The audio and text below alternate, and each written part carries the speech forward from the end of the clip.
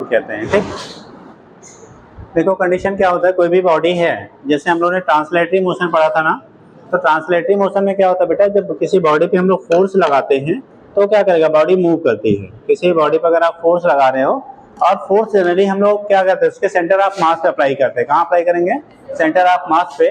तो उस केस में वहां पे ट्रांसलेशनल मोशन होता है, यानी body will move on A start path. किस पे, एक स्ट्रेट पाथ पे आपका बॉडी मूव करती है। बट अगर बॉडी पे हम लोग क्या, कल आपको समझाया गया था, अदर देन सेंटर ऑफ मास अगर फोर्स अप्लाई करोगे, कहाँ पे, सेंटर ऑफ मास के अलावा, यानी कि जो द्रव्यमान केंद्र है उसके अलावा किसी पॉइंट पे बेटा अप्लाई करेंगे तो बॉडी रोटेट होती है। जैसे फैन रोटेट हो रहे हैं ना, इसका मतलब यहाँ पे फोर्स नहीं, यहाँ पे टॉर्क लग रहा है। क्या लग रहा है, टॉर्क लग रहा है। तो किसी भी ऑब्जेक्ट को रोटेट करने के लिए हमें टॉर्क की रिक्वायरमेंट होता है, जिसे हम जड़त्वाघूर्ण कहते हैं। ठीक, तो उस कंडीशन में क्या होगा, यानी कि हमें बलाघूर्ण, सॉरी टॉर्क को आप क्या कहते हैं हिंदी में, बलाघूर्ण कहते हैं। तो बलाघूर्ण की जरूरत आपकी होती है, ठीक, फोर्स की नहीं। बात अलग है कि आपका टॉर्क भी डेवलप हो रहा है फोर्स से, बट वहां पे जो नीडेड फैक्टर डायरेक्टली हम लोग बोलेंगे तो वहां पे टॉर्क की रिक्वायरमेंट होती है। अब यहाँ पे रोटेशनल मोशन के लिए, जैसे हम लोग लीनियर मोशन पढ़ा था, F = ma पढ़ा था ना, आपने सेकंड लॉ ऑफ मोशन पढ़ा था। ठीक है, F = क्या, ma। तो यहाँ पे फोर्स अप्लाई करते थे तो एक्सीलरेशन डेवलप होता था। क्या होता था, एक्सीलरेशन डेवलप होता था। इसी तरह से बेटा हम लोग जब किसी बॉडी पे अगर टॉर्क डेवलप करते हैं तो वहाँ पे रोटेशनल मोशन, बॉडी क्या करेगी, रोटेट करेगी। बॉडी में क्या होगा बेटा, रोटेशन आपका होता है। तो वहां पे आप अभी पढ़ेंगे, आगे पढ़ाया जाएगा, टाउ = I × अल्फा। थोड़ा सा हम इसलिए इसको कंपेयर कर रहे हैं जिससे आपको रिलेट कर लीजिए, क्योंकि ट्रांसलेशनल मोशन सबको समझ में आता है। रोटेशनल मोशन थोड़ा सा उसके रिस्पेक्ट में ट्विस्ट होता है और लोग जनरली अवॉइड करते हैं। टफ नहीं है, लेकिन लोग पढ़ते ही नहीं है, इसलिए टफ हो जाता है। ठीक, तो कंडीशन क्या है, जिस तरह से बेटा फोर्स किसी बॉडी पे लगाने पे उसमें एक्सीलरेशन आपका डेवलप होता था, ऐसे किसी बॉडी पे अगर टॉर्क अप्लाई कर रहे हैं ना, तो वहां पे एंगुलर एक्सीलरेशन, अल्फा क्या है, ये हम लोग लीनियर एक्सीलरेशन, रेखीय त्वरण कहते हैं बेटा, लीनियर एक्सीलरेशन इसे आप कहते हो। इसे अल्फा को कहा जाता है एंगुलर एक्सीलरेशन। क्या कहेंगे, एंगुलर एक्सीलरेशन, यानी कि बॉडी रोटेट करेगी। जैसे यहाँ पे बॉडी मूव करती थी, यहाँ पे बॉडी में क्या होगा बेटा, रोटेशन होगा। जैसे फैन रोटेट कर रहा है अपने एक्सिस पे, तो उस केस में अगर टॉर्क अप्लाई करेंगे तो वहां पे एंगुलर एक्सीलरेशन आपका डेवलप हो रहा है। ठीक, अब कंडीशन क्या होगा, देखो जो यहाँ पे अब क्या मास का रोल था ट्रांसलेटरी मोशन में, रेखीय गति में, वही बेटा यहाँ मोमेंट ऑफ इनर्शिया जो हम लोग अभी पढ़ेंगे उसका रोल है रोटेशनल मोशन में। यानी कि रोटेशनल मोशन में मोमेंट ऑफ इनर्शिया का सेम रोल है जो हम लोग ट्रांसलेशनल मोशन में किसकी बात करते थे, मास का करते थे। जैसे मास मान लो एक फिक्स अमाउंट ऑफ फोर्स अगर अप्लाई कर रहे हो, मास अगर लार्ज है बेटा तो एक्सीलरेशन की वैल्यू क्या होगी, स्मॉल होगी। जैसे मान लो 10 kg का ब्लॉक है, दूसरा 20 kg का ब्लॉक है, दोनों पे 50 न्यूटन का फोर्स लगाया, कितने का, 50 न्यूटन।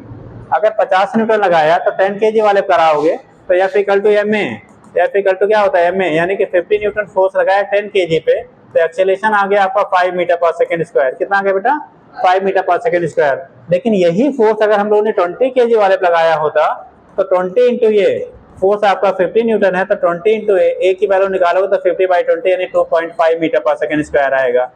अब देखो आपने फोर्स सेम लगाया दोनों ब्लॉक पे, लेकिन दोनों की मासेस क्या थे बेटा, अलग अलग थे। तो जिसका मास कम था उस पर एक्सीलरेशन ज्यादा डेवलप हुआ, जिसका मास ज्यादा था उसका एक्सीलरेशन की वैल्यू क्या हो गई, घट गई, रिलेटिवली कम हो गई। ये कंडीशन आपका हो गया किसमें, ट्रांसलेटरी मोशन में।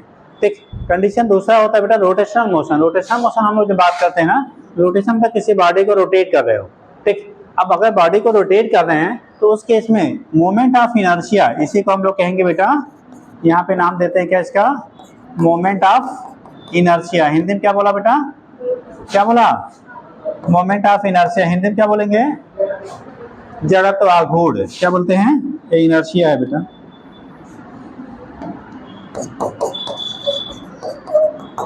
Moment of inertia. ठीक, तो इसे को जड़त्वाघूर्ण कहते हैं। यानी कि उस जो बॉडी आप रोटेट कर रहे हो ना, उसका जड़त्वाघूर्ण जितना ज्यादा होगा, आपको उसको रोटेट करने के लिए या तो कह लो उतने लार्ज टॉर्क की रिक्वायरमेंट होगी, टॉर्क की जो नीड आपकी होगी वो उतना लार्ज होगा। या सेकेंडली हम लोग बोल सकते हैं बेटा कि अगर आपको टॉर्क सेम अप्लाई किया जा रहा है, एक torque applied on the body will be same, equal. ठीक, then on increasing moment of inertia of the body angular acceleration will be decreases. Hindi में कहेंगे बेटा, अगर दोनों पे टॉर्क जो अप्लाई कर रहे हैं हम लोग वो बराबर है, टॉर्क जो अप्लाई कर रहे हैं कैसा है, वो सेम है, इक्वल है, बराबर है। तो उस कंडीशन में अगर टॉर्क की वैल्यू सेम है तो जिस बॉडी का मोमेंट ऑफ इनर्शिया ज्यादा होगा उस बॉडी के एंगुलर एक्सेलरेशन की वैल्यू क्या होगी, कम होगी। जिस बॉडी का एंगुलर एक्सेलरेशन कम होगा उसका क्या होगा, सॉरी, जिसका मोमेंट ऑफ इनर्शिया कम होगा उसका एंगुलर एक्सेलरेशन क्या होगा, ज्यादा होगा। ठीक, तो उस केस में जैसे आप साइकिल चलाते हो, आप साइकिल ले लो, क्योंकि पैर से हम चलाते हो तो हमें फील होता है हाँ कितना फोर्स लगा रहे हैं, टार्क कितना डेवलप कर रहे हैं। तो आप साइकिल चलाते हो, अगर आप अकेले बैठे हुए हो तब ज्यादा लगाना पड़ेगा टार्क कि जब 5 लोग को बैठा लोगे, खड़े हो जा, तब ज्यादा टार्क अप्लाई करना पड़ेगा। जब आप अकेले चलाओगे या आप 2-4 लोग उस पर और बैठ जाए, अकेले चलाएंगे तो टार्क ज्यादा लगाना पड़ेगा।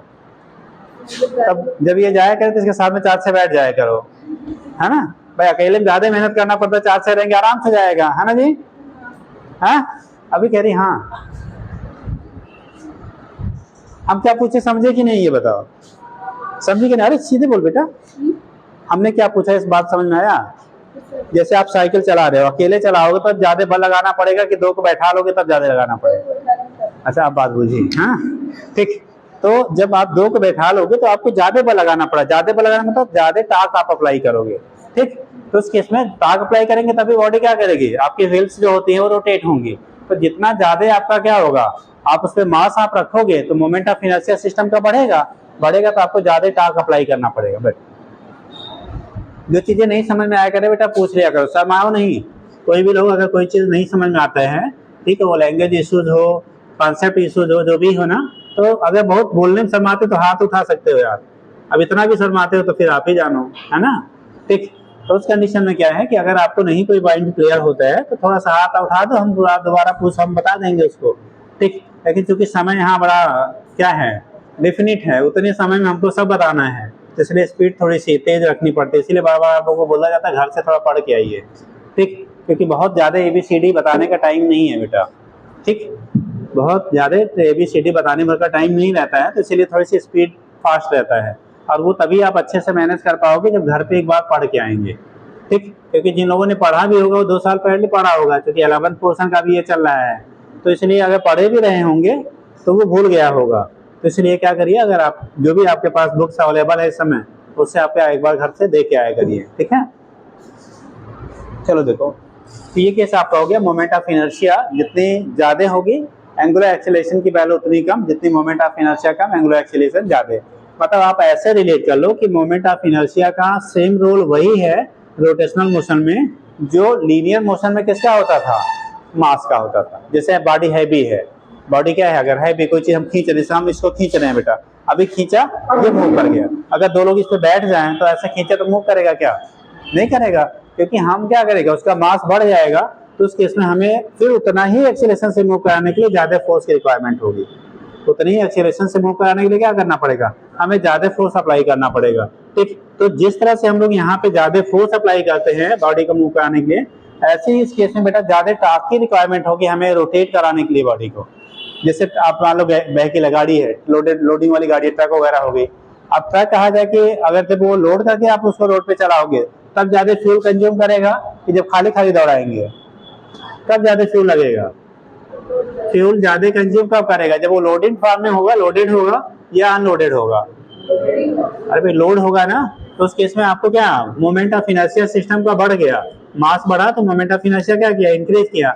और जब मोमेंट ऑफ इनर्शिया की वैल्यू बेटा आपकी इंक्रीज करेगी तो उस कंडीशन में आपका क्या, वहां जो टार्क रिक्वायर्ड होगा उसको मूव कराने के लिए उतनी ही क्या होगी, ज्यादा होगी। यानी इंजन को ज्यादा वर्क करना पड़ेगा, ज्यादा फ्यूल कंज्यूम करेगा। ठीक, तो हमें यहाँ पे पढ़ना है मोमेंट ऑफ इनर्शिया। अब क्या होता है, कैसे करेंगे वो चीज आप देखो।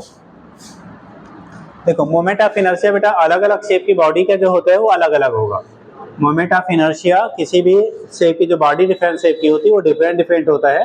पहले हम लोग डिस्कस करते हैं पॉइंट मासेस के लिए। पॉइंट मास मतलब बहुत छोटी अगर साइज की कोई बॉडी है, मास है, ठीक, वो किसी एक्सिस के करस्पॉन्डिंग हम मोमेंट ऑफ इनर्शिया निकालते हैं। तो एक चीज आप समझ लो, मोमेंट ऑफ इनर्शिया किसी ऑब्जेक्ट का जो होगा या किसी बॉडी का जो होगा, एक तो बॉडी के शेप पे डिपेंड करेगा, बॉडी कितना शेप कैसा है उसका है, उसके मास पे डिपेंड करेगा, उसके एक्सिस, किस एक्सिस के करस्पॉन्डिंग हम लोग मोमेंट ऑफ इनर्शिया निकाल रहे हैं उस पे डिपेंड करेगा। तो मोमेंट ऑफ इनर्शिया जो हो गया मास पे, बॉडी जो है जिसका लिया है उसका मास कितना होगा, उसकी एक्सिस के करस्पॉन्डिंग आप मोमेंट ऑफ इनर्शिया निकाल रहे हो, और जो बॉडी लिया गया उसका शेप कैसा है, किस शेप का है, वो अलग अलग शेप की बॉडी के लिए मोमेंट ऑफ इनर्शिया की वैल्यू अलग अलग होगी। और वो भी एक्सिस हम लोग चेंज करेंगे तो मोमेंट ऑफ इनर्शिया बदल जाएगा। तो हम लोग पहले पॉइंट मास के लिए लेते हैं बेटा, तो लिखिएगा हेडिंग कर लो, moment of inertia of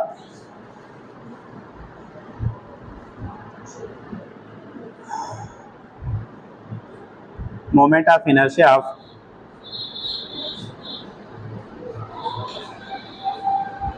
point masses, moment of inertia of point masses। कोई बेटा अगर पॉइंट मास है तो उसके मोमेंट ऑफ इनर्शिया की वैल्यू क्या होगी, moment of inertia of A point masses.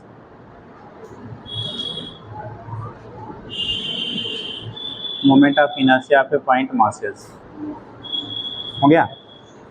चलो देखो, अगर पॉइंट मास के लिए हम लोग बात करते हैं बेटा, तो मोमेंट ऑफ इनर्शिया जो होता है वो mr स्क्वायर के बराबर होता है। कोई भी अगर एक्सिस है, उस एक्सिस से कोई पार्टिकल है, उसकी डिस्टेंस अगर r है, सपोज दैट ये एक्सिस है बेटा, इससे r डिस्टेंस पे m मास की एक बॉडी है, ये रोटेशनल एक्सिस है। यहाँ पे एक्सिस चेंज का अभी बोला ना, एक्सिस चेंज करने के साथ साथ आपका मोमेंट ऑफ इनर्शिया बदल जाएगा। ठीक, मान लो ये रोटेशनल एक्सिस है, इसके कॉरस्पॉन्डिंग एक ऑब्जेक्ट पार्टिकल लिया हमने m मास का, ठीक, और उसकी डिस्टेंस है एक्सिस से, एक्सिस ऑफ रोटेशन जो है वहां से r डिस्टेंस पे है। कितने पे है, r डिस्टेंस पे है। तो इस ऑब्जेक्ट का जो मोमेंट ऑफ इनर्शिया होगा बेटा, क्या होगा, मोमेंट ऑफ इनर्शिया होगा वो mr स्क्वायर के बराबर होगा। कोई भी अगर m मास की पार्टिकल है, एक्सिस से उसके डिस्टेंस अगर आपको r दिया गया है, तो उस केस में वहां पे मोमेंट ऑफ इनर्शिया का जो वैल्यू आपका होता है वो mr स्क्वायर के बराबर होगा। किसके बराबर होगा बेटा, mr स्क्वायर के बराबर होता है। तो I की जो वैल्यू होगा for point masses, moment of inertia ये है फॉर क्या, पॉइंट मास। अगर पॉइंट मास मतलब समझ लो बेटा, पॉइंट मास हम लोग उसे कहते हैं जिसकी साइज वेरी स्मॉल हो। मास जो हो एक स्मॉल अगर पार्ट में कंसंट्रेटेड है, उस बॉडी जो है, जो भी पार्टिकल है, उसका अपना डायमेंशन मतलब अपनी जो साइज है वो एक्सिस से जो डिस्टेंस है उसके रिस्पेक्ट में निग्लेजिबल हो। एक्सिस से जो डिस्टेंस है उसके रिस्पेक्ट में अगर आपके कैसे है वो निग्लेजिबल है, तो उस केस में हम लोग इसे टर्म देते हैं बेटा पॉइंट मास। जैसे अभी आप जो 12th में पढ़ेंगे, 12th वाला पोर्शन पढ़ेंगे, तो आप एक टर्म आएगा टेस्ट चार्ज। क्या आता है, टेस्ट चार्ज। मतलब टेस्ट चार्ज आपका ऐसे चार्ज होता है जिसका साइन पॉजिटिव हो और वैल्यू क्या वेरी स्मॉल हम लोग लेते हैं। ऐसे यहाँ पे जो हम लोग पॉइंट मास लेंगे, तो इस मास पार्टिकल का अपना डायमेंशन, अपना साइज जो होता है वो नेग्लेजिबल होता है बेटा एक्सिस से डिस्टेंस के रिस्पेक्ट में। ठीक, क्योंकि अगर उसका साइज अपना कुछ डिफरेंट होगा ना, तब उस कंडीशन में आपको क्या करना पड़ेगा, उसके शेप की वजह से आपका क्या होगा, मोमेंट ऑफ इनर्शिया फिर चेंज हो जाएगी। ठीक, तो यहाँ पे हम लोग पॉइंट मास के लिए for point masses moment of inertia की जो वैल्यू होता है, रिप्रेजेंट करते हैं बेटा मोमेंट ऑफ इनर्शिया को कैपिटल आई से। जो मोमेंट ऑफ इनर्शिया होगा उसे हम लोग रिप्रेजेंट किससे करेंगे, कैपिटल आई से करेंगे। आई इक्वल टू होता है हमारा क्या, m इंटू आर स्क्वायर। अगर r अपने स्मॉल लिखा है तो स्मॉल, कैपिटल लिखा होगा तो कैपिटल लीजिएगा। I equal to M R square. अगर हम लोग यूनिट की बात कर ले बेटा, क्या यूनिट, तो मास को हम लोग केजी से, ऐसा यूनिट क्या लेंगे, केजी लेंगे, और जो सेपरेशन होगा डिस्टेंस आपका होगा उसे मीटर स्क्वायर। तो ये वैल्यू आएगी बेटा केजी इंटू कितना, मीटर स्क्वायर। यानी कि जो सेपरेशन आपका हो रहा है वो केजी इंटू क्या हो गया, मीटर स्क्वायर के बराबर हो गया। तो यहाँ से दिखा देंगे, अगर आपको क्या यूनिट फाइंड आउट करेंगे तो केजी मीटर स्क्वायर हो गया। और अगर डायमेंशन की बात करते हैं, किसका, बीमा आपने पढ़ा होगा, डायमेंशन, इसे को हिंदी में कहते हैं बेटा बीमा। ठीक, तो इसकी जो बीमा आपकी होगी मोमेंट ऑफ इनर्शिया का, क्योंकि आई इक्वल टू क्या, ये क्या हो गया, कोड कहाँ जा रहा है यार। ठीक, तो उस कंडीशन में जो इसका बीमा होगा डायमेंशन, तो उस केस में हम लोग लिखेंगे क्या, मास को रिप्रेजेंट करते हैं डायमेंशन फार्मूला में ऑलवेज एम से।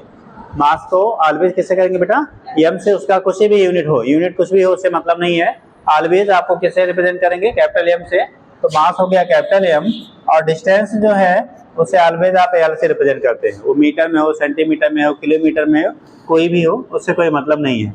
तो मोमेंट ऑफ इनर्शिया जो हो गया I equal to M R square, और जब यूनिट लिखा केजी मीटर स्क्वायर, डायमेंशन हो गया एम एल स्क्वायर। ठीक, तो लिख लीजिएगा मोमेंट ऑफ इनर्शिया। खाली साइड, कोई साइड बुक नहीं रखी है बेटा,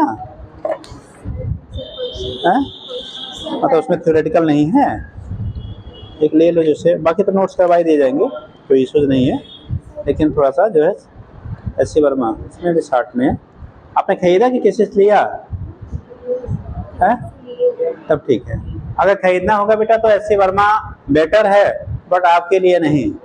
ठीक, अगर आपको इससे खरीदना है, पैसे इन्वेस्ट करने हैं, तो आपको प्रेजेंट टाइम में नीट के लिए स्पेशली सबसे बेस्ट जो मार्केट में बुक अवेलेबल है इस समय, ठीक, सबसे इजी लैंग्वेज में, सबसे क्या कह लो कि जो लेटेस्ट ट्रेंड पे है वो है आपका, आता है एररलेस के नाम से, ठीक। उसमें सबसे लेटेस्ट ट्रेंड पे जो आज का पूछे जाने का पैटर्न है नीट का, सबसे लेटेस्ट कॉन्सेप्ट भी मिलेगा, लेटेस्ट क्वेश्चन भी मिलेंगे, और सबसे आसान ये है कि इजी लैंग्वेज में है।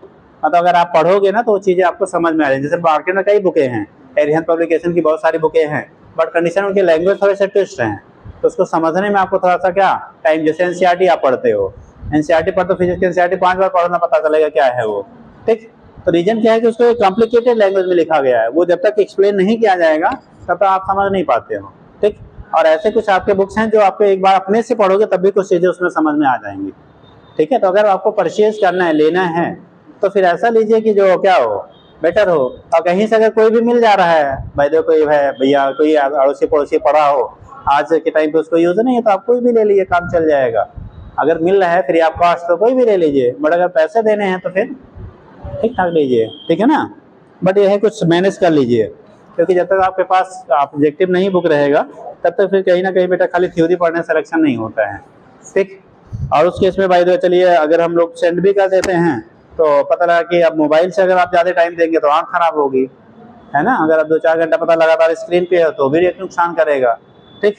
इसलिए बेस्ट है कि मोबाइल जितना रिचार्ज कराएंगे उसको देखने के लिए, उतने में नहीं आपको बुक मिल जाएगी, ठीक। तो इसलिए हम लोग क्या, उसको आप ऐसा करिए कि आप जो भी है, अगर कहीं से आपको मिल जा रहा है, मान लो किसी के पास है, मिल जाता है तो आप ऐसे ले लीजिए। अगर नहीं मिल पा रहा है बेटा तो क्या करिए, आप परचेज कर लीजिए, या जैसे भी व्यवस्था मैनेज हो पाती है आप उसको कर लीजिए, क्योंकि आपके पास होना भी ज़रूरी है बेटा। क्या है, होना भी क्या है आपका ज़रूरी है। तो लिखिएगा, क्या लिखा बेटा, मोमेंट ऑफ इनर्शिया पार्टिकल, लिखिए the moment of inertia, the moment of inertia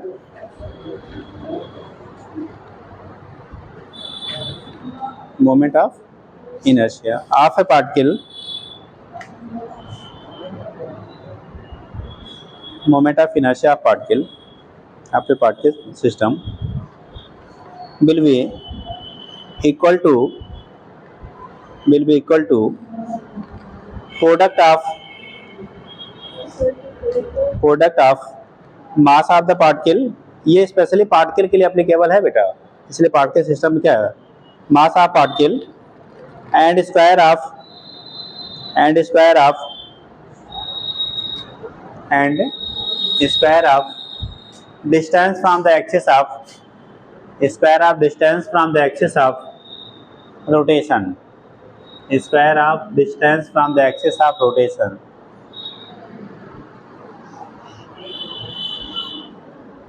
square of distance from the axis of rotation।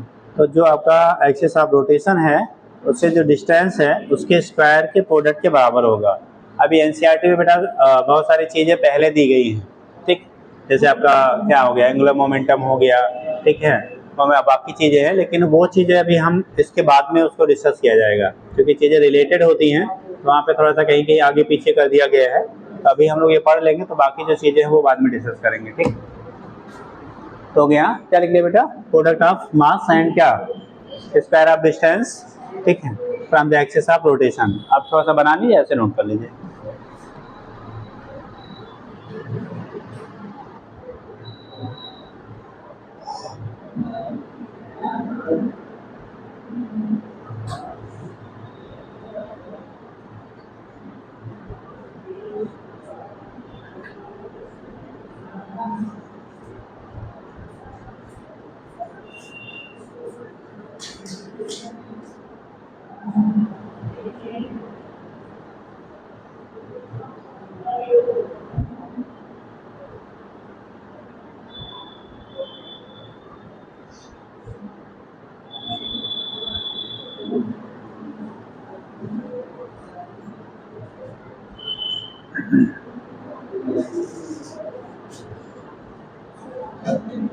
Okay बेटा,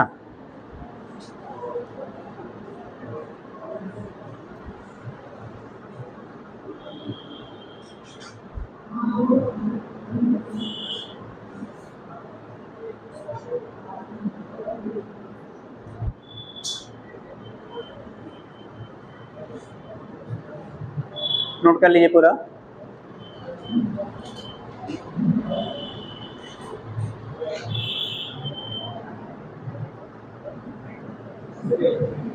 अब अगर ऐसे मान लो मल्टीपल पार्टिकल सिस्टम है, मोर देन तो सिंगल पार्टिकल की लिखा होता है, अगर आपको मोर देन वन पार्टिकल है तो उस केस में मोमेंट ऑफ इनर्शिया जो करेंगे वो सभी के क्या होगा, सम के बराबर हो जाएगा। सभी के क्या होगा, सम के बराबर होगा। तो लिख लीजिएगा, moment of inertia, moment of inertia होगा। इसमें भी ऐसा नहीं है क्योंकि थोड़ा सा कॉम्प्लिकेटेड टर्म में दिए गए हैं, ठीक, सारे में है। देखो सेंटर ऑफ मास की कंडीशन हो गई आपकी, ठीक, तो मिल जाएगा। आप कोई भी बुक लेंगे सब में मिलेगा, लेकिन ये है कि किस में हमें इजी वे में किस में हम सीख पाएंगे। तो अगर आपको परचेज करना है तो ऐसा लीजिए जहाँ से आसानी से आप सीख लीजिए, ठीक। तो लीनियर मोमेंटम कोलिजन यहाँ उठा दिया, रोटेशन मोशन यहाँ दिया है, सेंटर ऑफ मास को अलग कर दिया। तो उस केस में सारे में आप ढूंढोगे तो आगे पीछे सभी में है, लेकिन कंडीशन क्या बनेगा, कौन सा आपका क्या आसानी से आपको कहाँ से मिल जाएगा। देखो ये मोमेंट ऑफ इनर्शिया अलग अलग कंडीशन में आपको यहाँ दी गई है। ये बेसिकली जब आईआईटी हम लोग रिटेन हुआ करता था उसके लिए बहुत बेस्ट उस टाइम की, अभी भी अच्छी है, ठीक है, लेकिन उसके लिए बेस्ट बुक हुआ करती थी, अभी भी अच्छी है, ऐसा नहीं है। लेकिन ये है कि हमारे लिए कौन सा यूजफुल होगा हम लोग उसको ज़्यादा डिस्कस करेंगे, ठीक। देखो ठीक, तो है सभी जगहों पे है, ऐसा नहीं कि आपको कहीं एक स्पेसिफिक जगह पे मिलेगा बाकी जगहों पे नहीं मिलेगा, ठीक है, मिलेगा हर जगह पे। लेकिन अब कंडीशन वही है कि हम किससे इजीली सीख पाते हैं, कहाँ से आसानी से हमको क्या हमारे लेवल की चीज़ें मिल जाएंगी, वो चीज़ हमारे लिए ज़्यादा बेनिफिट होगा, ठीक। लिखिए नेक्स्ट लिख लो, moment of inertia of N particle system, moment of inertia of N particle system, moment of inertia of N particle system. अगर एन पार्टिकल से मिलकर सिस्टम बना हुआ है, एन पार्टिकल सिस्टम बेटा, देखो मान लो ये एक्सिस है बेटा, ठीक, आपको पार्टिकल्स दिया गया M1 R1 M2 R2, मान लो M3 R3 ले लिया हमने,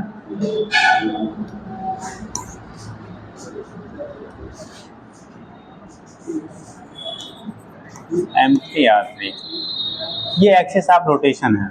क्या है बेटा, एक्सिस ऑफ रोटेशन है। तो इन एक्सिस से कॉरस्पॉन्डिंग बेटा जो मोमेंट ऑफ इनर्शिया होगा अलग अलग पार्टिकल का अपना अलग अलग होगा। तो अगर टोटल आप मोमेंट ऑफ इनर्शिया निकालोगे तो सभी के क्या हो जाएगा, सम के बराबर हो जाएगा। तो आई की वैल्यू जो आपकी होगी वो M1 R1 square plus M2 R2 square plus M3 R3 square के क्या हो जाएगा, इक्वल हो जाएगा। तो टोटल मोमेंट ऑफ इनर्शिया अगर n पार्टिकल के लिए हम लोग बात कर रहे हैं तो आई की वैल्यू मोमेंट ऑफ इनर्शिया जब लिखेंगे, मोमेंट ऑफ इनर्शिया जब आप लिखोगे तो आई टोटल आई की जो वैल्यू आएगी M1 R1 स्क्वायर प्लस कितना M2 R2 square plus M3 R3 square. And अगर ऐसे मान लो n पार्टिकल है, सपोज दैट ऐसे ऐसे हमारे क्या हैं Mn है और दूरी Rn है, तो प्लस आपका होगा dot dot dot Mn Rn square. मतलब जितने पार्टिकल से मिलके बना है वो सभी का आपका क्या मास इंटू जो पोजीशन वेक्टर आपको दिया गया है उनके स्क्वायर का सभी का क्या करिए, सम कर दीजिए। तो टोटल मोमेंट ऑफ इनर्शिया उस एक्सिस से कॉरस्पॉन्डिंग हम लोग फाइंड आउट कर लेते हैं। लेकिन ये बेटा एप्लीकेबल है पार्टिकल सिस्टम के लिए, मतलब छोटे छोटे हमारे पार्टिकल से मिलकर अगर सिस्टम बना है तब हम लोग डायरेक्ट ऐसे फाइंड आउट कर लेते हैं। लेकिन अगर आपका किसी डिफिनिट शेप का आपका है, यानी कि एक डिफिनिट शेप की आपकी बॉडी है, तब उस कंडीशन में हम लोग क्या करेंगे, उस जैसे मान लो ये रॉड है, अब इस रॉड का यहाँ से सपोज दैट एक्सिस ले लिया, अब इससे कॉरस्पॉन्डिंग हमें मोमेंट ऑफ इनर्शिया निकालना है। तो रॉड का बेटा मास क्या है, पूरे बल्क में यहाँ से यहाँ तक डिस्ट्रीब्यूटेड है ना, तो हम लोग इसे एज ए पॉइंट नहीं मान सकते हैं। तो उस कंडीशन में क्या होता है कि अलग अलग शेप की बॉडी के लिए जो फार्मूले हमें मिलेंगे वो डिफरेंट डिफरेंट मिलेंगे। तो अभी यहाँ पे नोट कर लीजिए क्या लिखा बेटा, moment of inertia of N particle system, दिखा दीजिए। अगर n पार्टिकल से मिलके बना हुआ है तो total moment of inertia system का क्या होगा, यहाँ से आप रिप्रेजेंट कर लेते हैं। अगर ये बेटा राइट या लेफ्ट, मान लो पार्टिकल इधर भी कोई हो, मान लो यहाँ पे भी है आपका कोई पार्टिकल है, ठीक, मान लो यहाँ पे हमने ले लिया M4 R4, तो एक पॉइंट और बढ़ा सकते हो। तो ये चूंकि मास कभी नेगेटिव नहीं होता है, मास कभी भी नेगेटिव नहीं होता है। अब पोजीशन वेक्टर अगर पॉजिटिव हो या नेगेटिव हो, पॉजिटिव हो या नेगेटिव हो, अगर आप स्क्वायर करेंगे तो क्या मिलेगा, पॉजिटिव या नेगेटिव का स्क्वायर करने पे क्या मिलता है, पॉजिटिव, तो हमेशा वो रिजल्ट जो आएगा वो पॉजिटिव में ही आता है, इसलिए वहाँ नेगेटिव नहीं लेते हैं।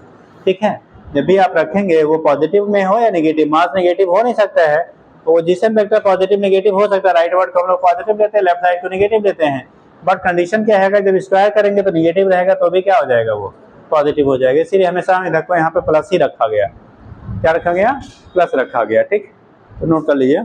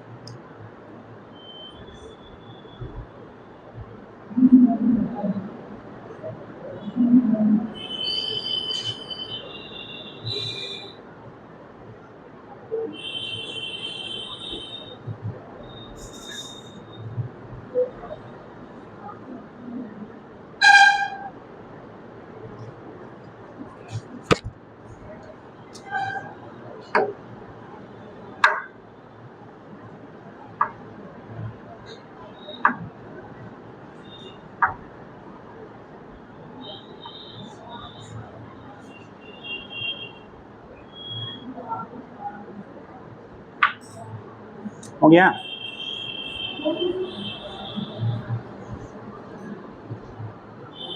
टाइम से आया करो बेटा, कहाँ लेट हो जाती है। अरे तो भदेसा नाथ भगवान जी का आशीर्वाद लेके जल्दी भाग आना चाहिए। हाँ, बहुत सारे लोग बहुत यहाँ से दूर से आते हैं, दौली से आते हैं, बताओ भदेसा नाथ दूर है कि दौली दूर है। हाँ, क्या देता हूँ,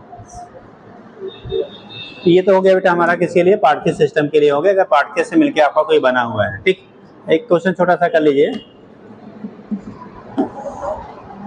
देखिए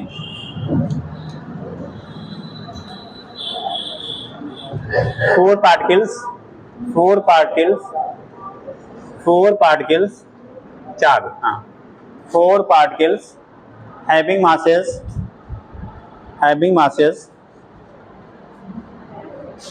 10 ग्राम, having masses 10 gram, 20 gram, 30 gram and 40 gram respectively,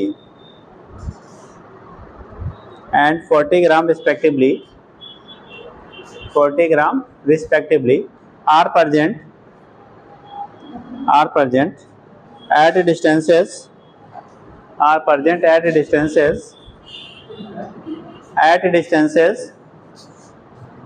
20 centimeter, at distances 20 centimeter, 30 centimeter, 20 centimeter, 30 centimeter, 10 centimeter, 10 centimeter, and 5 centimeter, and 5 centimeter, 5 centimeter respectively, 5 centimeter respectively from the axis, respectively from the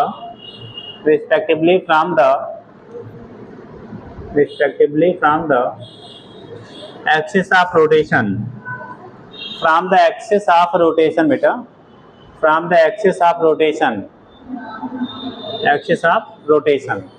लिखिए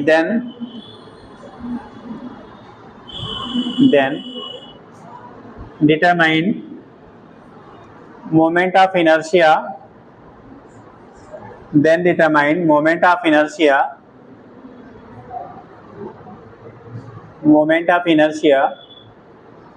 about rotational axis, about rotational axis। Time से आया करो भैया लोग, समय से आया करिए। ठीक, आप कहाँ देवी लेट हो गई हैं? अरे मैं मालूम घर से आएगी, जंगल से थोड़ी आएगी। अच्छा, ऑटो ने लेट कर दिया तो उतना टाइम लेके चल बेटा जिससे ऑटो टाइम से पहुंचा दे, है ना। चलो देखो, अब आधा कहानी खत्म हो गई तो कहाँ से आगे समझ में आएगा। देखिए निकालिए बेटा, यूनिट को एसआई यूनिट में चेंज कर लीजिएगा, यूनिट चेंज कर लीजिएगा एसआई सिस्टम में। जल्दी करिए।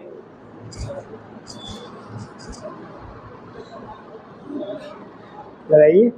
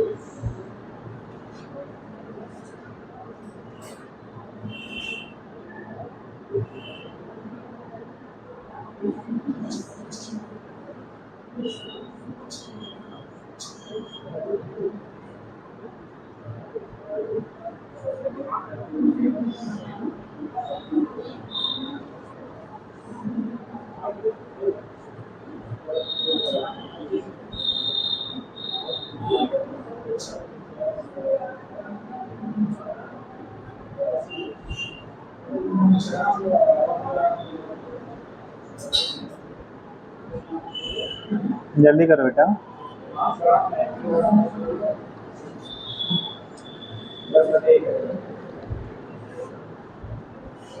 कितना है?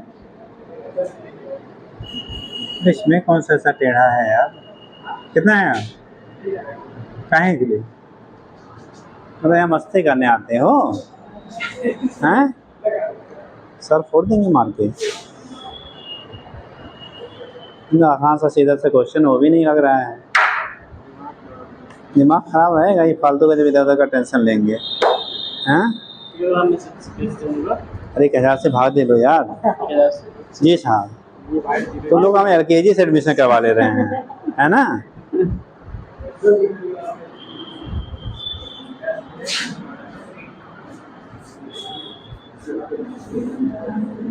जल्दी करिए।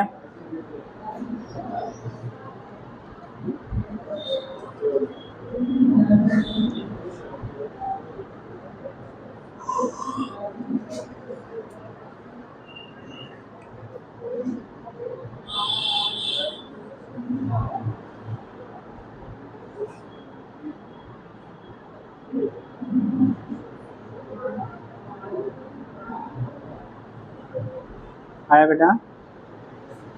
कितना? अरे 16 पावर।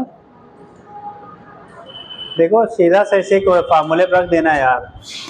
देखो M1 की वैल्यू कितना दिया गया था? 10 ग्राम। तो 10 ग्राम को किलोग्राम में बदलने 10⁻³ से मल्टीप्लाई कर दिए या 1000 से डिवाइड कर दिए। R की वैल्यू कितना था? पहले वाले 20 सेंटीमीटर है, तो 20 सेंटीमीटर मतलब 0.2 हो गया, इसका स्क्वायर कर दीजिए। ये M1 R1 स्क्वायर की कंडीशन।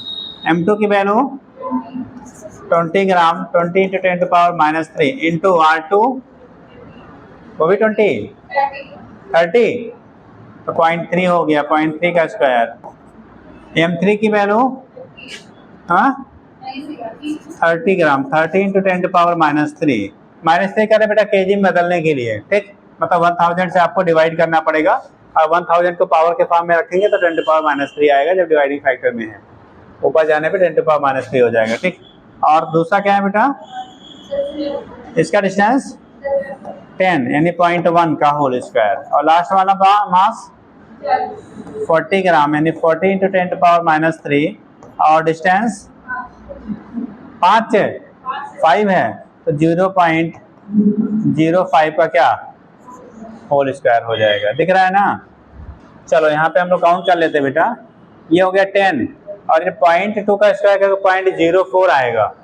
0.2 का स्क्वायर करेंगे 04, दो बार दो डेसिमल पे हो जाएगा ना, डेसिमल 2 पॉइंट पे हो जाएगा, तो 10 इंटू 10⁻³ इंटू 0 पॉइंट कितना 04, पहला वाला हुआ।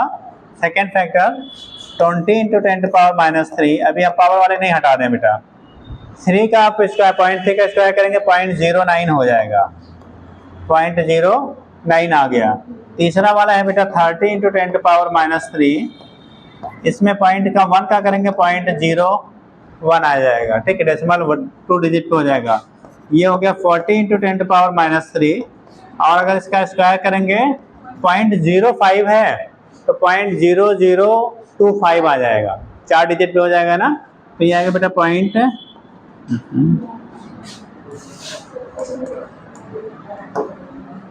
0.0025 आ गया।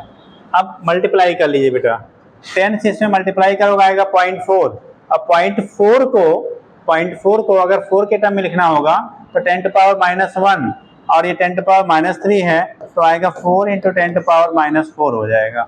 नेट वैल्यू भाई इसमें मल्टीप्लाई किया तो 0.4 और पॉइंट हटाओगे तो एक पावर निगेटिव में और बढ़ जाएगा, तो 4 इंटू 10⁻⁻4 इसको मल्टीप्लाई करेंगे तो 20 इंटू कितना 0.09, तो 9 टू 18 होता है 180, कितना आएगा 180, यानी कि 1.8 इंटू 10⁻⁻³ आएगा। भाई देखो 20 इंटू कितना है 09 है ना, तो एक 0 हो गया और 2 9 18 तो 1.80 आया, 1.80 इंटू 10⁻³ आ गया। इसमें मल्टीप्लाई करेंगे तो 30 1 जा 30 तो ये आएगा 0.3 इंटू 10⁻³ और लास्ट वाला 40, इसमें 25 4 जा होता है 100, तो 25 4 जा 100 और एक 0 पहले से 1000 हो गया और यहाँ पे 4 डिजिट पे आपका क्या है डेसिमल है, तो ये आएगा पॉइंट कितना 1 इंटू 10⁻³ देखो एक जगह पे 10⁻⁻4 है उसको भी 10⁻³ में कन्वर्ट कर लो, ठीक, तो यहाँ से जब -3 में करेंगे तो ये 0.4 हो जाएगा, 0.4 इंटू 10⁻⁻3। ये हमने चेंज इसलिए किया बेटा, कभी भी जब तक अगर किसी दो क्वांटिटी को ऐड या सब्ट्रैक्ट करना है, जब तक पावर सेम नहीं होंगे तब तक ऐड सब्ट्रैक्ट नहीं कर सकते हैं।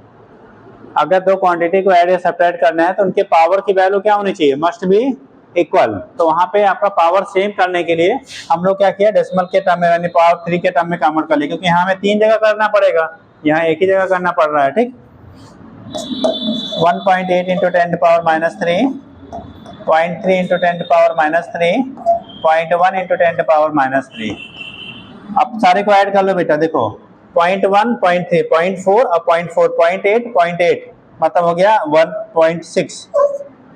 अब ये 1 1 2 तो 2.6 इंटू 10⁻³ कितना आया था बेटा, कितना आया था, एक कहाँ गायब कर दी, ठीक, तो 2.6 इंटू 10⁻³ यूनिट होगा KG into metre square, KG into metre square, ठीक। केवल हमें यूनिट सिस्टम यूनिट चेंज करके वैल्यू क्या करना था, गुणा करके जोड़ लेना था बेटा, ठीक। तो नोट कर लीजिए जल्दी से, हाँ बेटा 2.6 into 10⁻³ KG into metre square, KG metre square.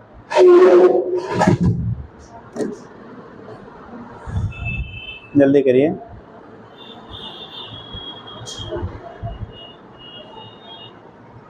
अब देखो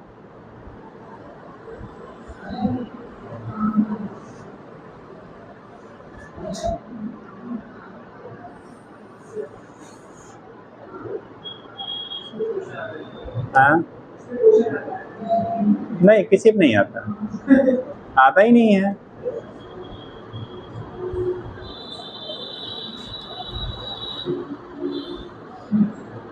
कितने क्वेश्चन फिजिक्स से आते हैं,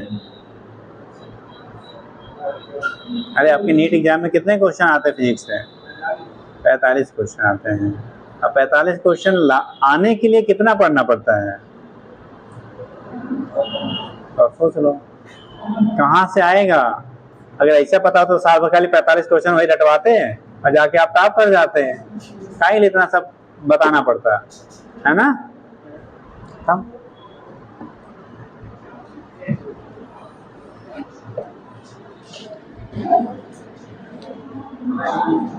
हाँ नहीं पूछेगा, नहीं वो भी नहीं लग रहा है। प्रॉब्लम तो ये है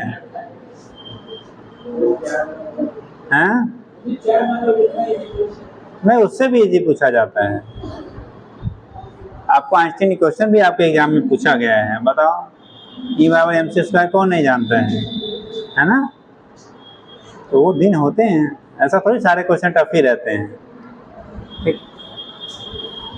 बट वो लगेगा तभी जब आपको कॉन्सेप्ट पता रहेगा, है ना?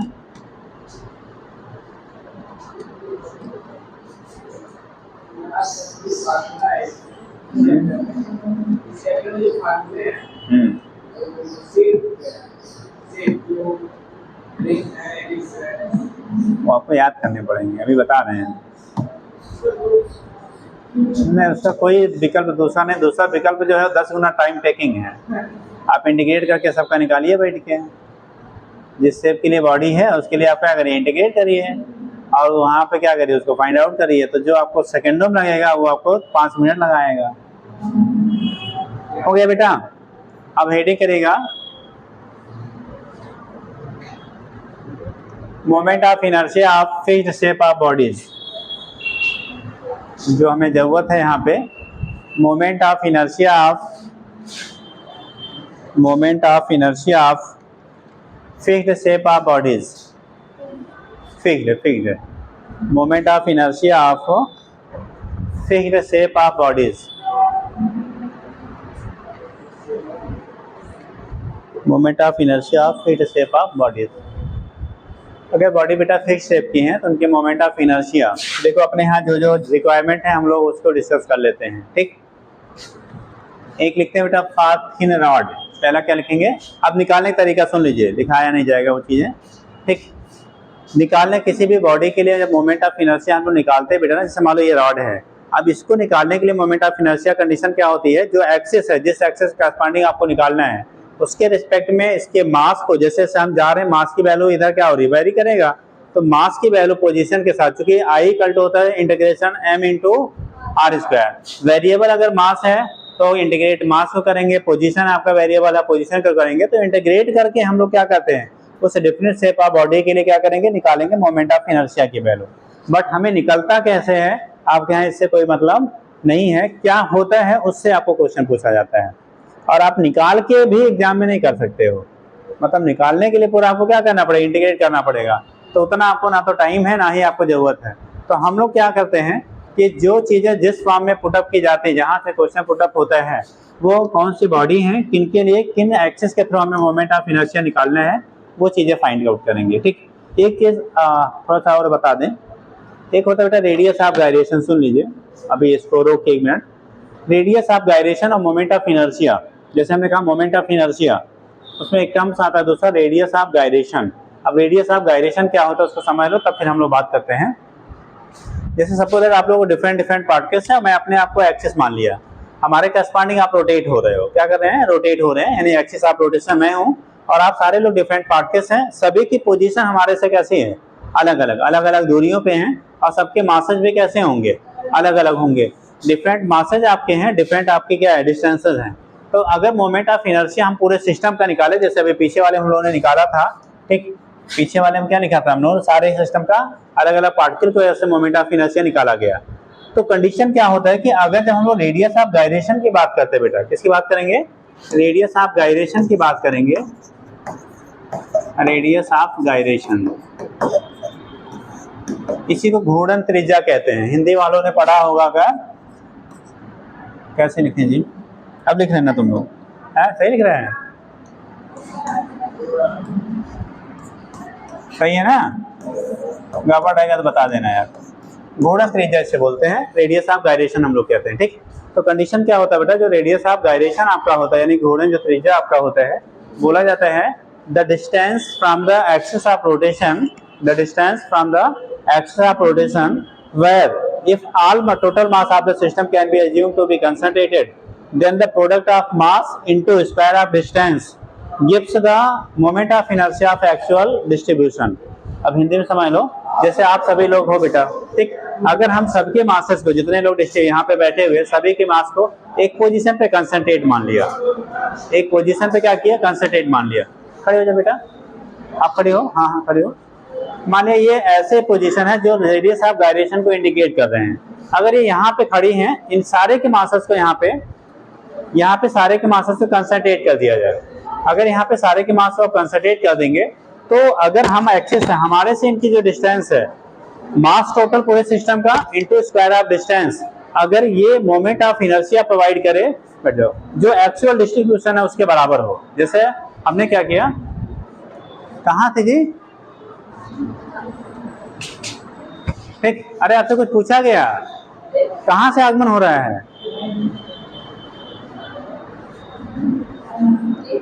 अच्छा लेट हो गया, बैठो, ठीक। तो कंडीशन क्या आपका हो रहा है कि अगर जो एक्सिस ऑफ आपका रोटेशन है, क्या है, एक्सिस ऑफ रोटेशन है, उसकी वजह से अगर जैसे अलग अलग पोजीशन पे हो, आपको मोमेंट ऑफ इनर्शिया काउंट किया गया, जितना मोमेंट ऑफ इनर्शिया मिल रहा है, अगर सभी मासेस को एक जगह पे कंसंट्रेट कर दिया गया और उस मास टोटल सिस्टम का मास और जो पोजीशन है, डिस्टेंस है, उनके स्क्वायर का product actual moment of inertia के बराबर अगर हो, क्या हो, एक्चुअल मोमेंट ऑफ इनर्शिया के इक्वल हो जाए, तो वो जो पर्टिकुलर डिस्टेंस है एक्सिस से, उसी को हम लोग टर्म देते हैं बेटा रेडियस ऑफ गायरेशन।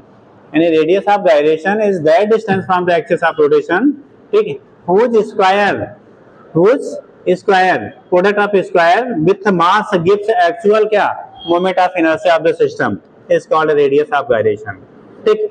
यानी कि रेडियस ऑफ गायरेशन वो दूरी होती है एक्सिस से जिसके स्क्वायर का, ठीक है, टोटल मास के साथ मल्टीप्लाई करने पे, गुणा करने पे जो आपका moment of inertia whole system का है, अगर वो हमें मिल जाए तो उसी डिस्टेंस हम लोग कह लेंगे रेडियस ऑफ क्या, गायरेशन। जैसे हमने इनको खड़ा किया, अब सारे लोगों का मास अगर इनके साथ पे बैठा दिया जाए जी, तो मैं तो चटनी बन जाएगी, हाँ, ठीक। तो उस कंडीशन में अगर इनके मास पे रख दिया जाए, इनके पोजीशन पे, तो उस कंडीशन पे एक्सिस से जो डिस्टेंस हमारे मिल रही है, इसका स्क्वायर और टोटल मास का प्रोडक्ट अगर moment of inertia, actual distribution का मोमेंट ऑफ इनर्शिया के इक्वल मिल जाए, तो इस डिस्टेंस को हम लोग क्या बोलेंगे, रेडियस ऑफ गायरेशन कहते हैं। और लिखा जाता है आई इक्वल टू, जैसे हमने ले लिया, मान लो एक बॉडी है, ये कोई बॉडी है, हमने ये एक्सिस ले लिया बेटा, क्या है ये, एक्सिस ऑफ गायरेशन है, एक्सिस जिसके करस्पॉन्डिंग हम रोटेट करेंगे। अगर अलग अलग आपके यहाँ पे पार्टिकल्स हैं, मान लो अलग अलग हमारे कैसे हैं, पार्टिकल्स से मिलके ये बना हुआ है, डिफरेंट पार्टिकल्स हैं, इनसे ये मिलके सिस्टम बना हुआ है, ठीक। इस एक्सिस से आपका क्या हो रहा है, फाइंड आउट कर रहे हैं हम लोग moment of inertia. Suppose that मान लो बेटा m1 है, डिस्टेंस r1 है, m2 है, डिस्टेंस r2 है, m3 है, r3 है, m4 r4, m5 r5, man rn, ये अलग अलग पार्टिकल्स हैं, अलग अलग पोजीशन पे लाई कर रहे हैं, ठीक। इसमें करते क्या है बेटा कि जो एक्सिस ऑफ रोटेशन है, अगर एक ऐसा पोजीशन कंसीडर किया जाए, अगर हम लोग एक ऐसा पोजीशन कंसीडर करें, ठीक, जहां पे इस पूरे सिस्टम के मास को कंसंट्रेट मान लिया जाए, मान लो this is the position of radius of gyration. Radius of gyration को के से इंडिकेट करते हैं बेटा, किससे इंडिकेट करेंगे, रेडियस ऑफ गायरेशन को के से इंडिकेट करते हैं। हमने ये सपोज के लिए ये सारे पार्टिकल का मास यहाँ पे कंसंट्रेटेड है, ठीक, ये total mass of the system हो गया। अगर रेडियस ऑफ गायरेशन के टर्म में हम लोग इसका मोमेंट ऑफ इनर्शिया निकालेंगे बेटा, तो आई की वैल्यू जो होगी वो कैपिटल एम इंटू के स्क्वायर के बराबर हो गया। आई की वैल्यू कितना हो गया, एम इंटू के स्क्वायर के बराबर हो गया। तो यहाँ से के की वैल्यू, के स्क्वायर की वैल्यू निकालोगे तो आई बाई क्या आएगा, एम के बराबर आएगा। तो के की वैल्यू कितना हो गया, root I by M, root I by M हो गया। इसी को कहते हैं बेटा, के को हम लोग रेडियस ऑफ गायरेशन कहेंगे। यानी कि रेडियस ऑफ गायरेशन एक्सिस से वो डिस्टेंस आपका होता है जहाँ पे टोटल मास को बॉडी के कंसंट्रेट करने पर उस मास और स्क्वायर ऑफ डिस्टेंस का प्रोडक्ट किसके बराबर हो जाए, मोमेंट ऑफ इनर्शिया के बराबर हो जाए, तो उस डिस्टेंस को बेटा हम लोग बोलेंगे रेडियस ऑफ गायरेशन। कुछ बात समझ में आया। हिंदी वालों ने पढ़ा होगा घूर्णन त्रिज्या, हिंदी वालों ने क्या पढ़ा होगा, लिखा हुआ पर घूर्णन त्रिज्या उसी को बोलते हैं। समझे कुछ की नहीं, कहानी कुछ दिमाग में गई कि सब ऐसे ही है। आया, कितने लोग का आ गया, हाथ उठाओ, कितने लोग का आ गया। शर्माना नहीं, जिसको आ रहा है वो लोग उठा दो, और जिसको नहीं आ रहा है वो लोग बेंच पे खड़े हो जाओ, तब बताएं, है ना। क्योंकि बैठे रहते तो तुम लोग का दिमाग काम नहीं करता है, हाँ? जब खड़े हो जाओगे तो थोड़ा सा एक्टिवेट हो जाएगा। फिर से बताएं। अच्छा, कितने लोग हिंदी वाले हो? हाथ उठाओ, हिंदी वाले, हिंदी डिपार्टमेंट वाले हाथ उठाओ जल्दी से। अच्छा, इतने लोग हो। अच्छा, इंग्लिश वाले कितने लोग? हाथ उठाओ, इंग्लिश वाले हाथ उठा दो बेटा। 1 2 3 4 5 6। जो मिक्स वाले हैं वो हाथ उठा दें, दोनों फायदा, दोनों में हम लोग मैनेज कर लेते हैं, हाँ? हिंदी वाले थे नहीं, अभी प्रेजेंट टाइम में जो लोग इंग्लिश में जिनको प्रॉब्लम नहीं है, ठीक, कितने लोग ऐसे हैं जिनको अब इंग्लिश में प्रॉब्लम नहीं है? पहले जो भी रहे हों अब सीख ले रहे हैं। अच्छा, कितने लोग एक आध हफ्ते से आ रहे हैं जिनको प्रॉब्लम धीरे धीरे इंग्लिश वाली घट रही, हिंदी और इंग्लिश वाली घट रही है? ऐसे कितने लोग हैं? मतलब जो आप पहले दिन आए रहे होंगे, अगर एक आध हफ्ता आ चुके हैं तो पहले जो प्रॉब्लम जितनी हो रही थी अब उसकी तुलना में ज्यादा हो रही है या कम हो रही है? कम वाले हाथ उठा दो जिनको कम हो रही है, पहले इसकी तुलना में कम हो रही है। आप तो पहले दिन आए बेटा, कहाँ से इंटर किया? इंटरमीडिएट कहाँ से किया? अरे कहाँ से? Ayodhya public school. आप बेटा? अच्छा, साथ साथ 2-4 दिन थोड़ी सी दिक्कतें होती है, फिर मैनेज हो जाता है, ठीक। जो एक आध हफ्ते से आ रहे हैं अगर पहले से, तो वो पहले वाली दिक्कत उतनी नहीं होगी, धीरे धीरे रिड्यूस हो जाता है। बट आपको भी थोड़ा ट्राई करना पड़ेगा, ऐसा नहीं नाक कान दिमाग बंद करके बैठो, अंदर कुछ नहीं आने देंगे, हाँ? तो फिर नहीं रिजॉल्व होगा। लेकिन अगर आप ध्यान से सुनेंगे और थोड़ा पढ़ के आएंगे तो धीरे धीरे फिर मैनेज हो जाता है, ठीक। चलो देखो, बहुत सारे लोग एक दिन आते हैं, कहते हैं वो पता नहीं क्या बोला जाता है, बुझ ही नहीं पाते हैं। अरे बेटा, कुछ पढ़ के आओ, कुछ दिन पेशेंस रखो, तब तो आएगा ना, ठीक। अब एक ही दिन में सब आ जाए तो फिर डॉक्टर बनने के लिए पढ़ने की जरूरत नहीं रहेगी आपको, हाँ? चलो देखो, तो कंडीशन ये हो गया बेटा, रेडियस ऐसे हिंदी में समझाया कि इंग्लिश में समस्या तो ये हो जाती है यहाँ, हाँ? एक बार इंग्लिश में समझा देते हैं, दोबारा एक बार हिंदी में समझा देते हैं, लेकिन थोड़ा जल्दी समझने का प्रयास करो क्योंकि इतना समय नहीं है यार, ठीक। देखो होता क्या है, हम लोग रेडियस ऑफ गायरेशन कहते हैं, हिंदी पहले समझ लो, ज्यादा लोग हिंदी वाले हैं ना। रेडियस ऑफ गायरेशन कहते हैं बेटा, कोई भी बॉडी है अलग अलग पार्टिकल से मिलकर बना होगा। इस एक्चुअल जो पार्टिकल की पोजीशन है, जिस एक्सिस से करस्पॉन्डिंग हमें निकालना है, अगर हम लोगों ने इसको मल्टीप्लाई यानी कि क्या मल्टीप्लाई करके इस तरह से मोमेंट ऑफ इनर्शिया अलग अलग पार्टिकल की वजह से निकाला, ठीक।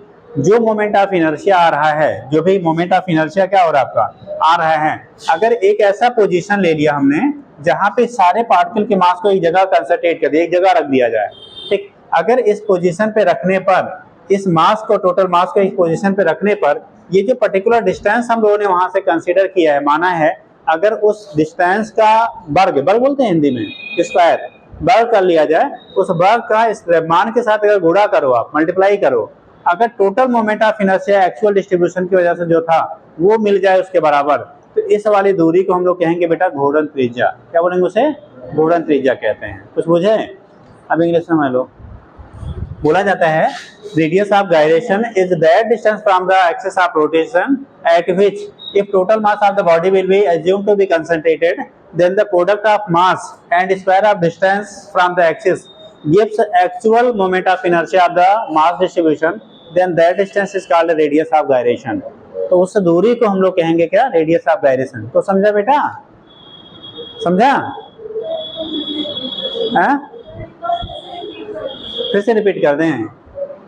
देखो, रेडियस ऑफ गायरेशन होता है, बोला जाता है, ठीक, that distance from the axis of rotation at which if total mass of the body can be assumed to be concentrated, ठीक, then the product of mass into square of distance gives moment of inertia of the body, ठीक, at actual distribution। मतलब actual distribution पे जो moment of inertia था, अगर इनका product mass और इस दूरी का, इस डिस्टेंस का उसके बराबर हो, तो इसी पर्टिकुलर डिस्टेंस को हम लोग कहेंगे रेडियस ऑफ गायरेशन कहेंगे, ठीक।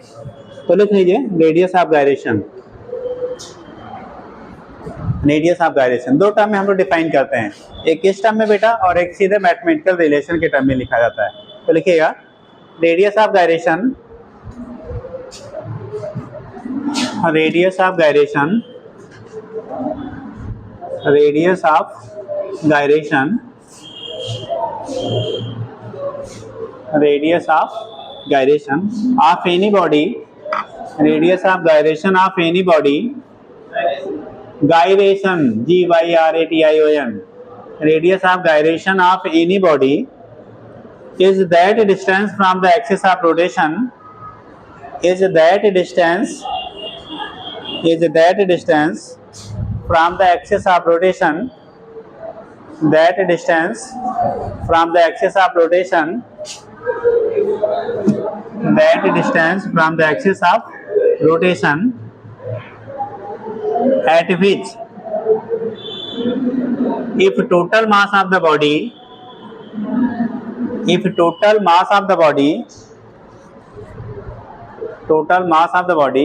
will be assumed to be concentrated then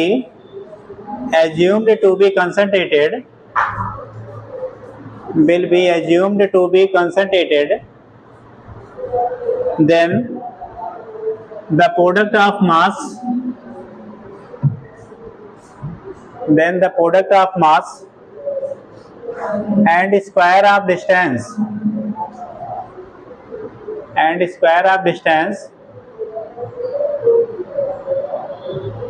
if gives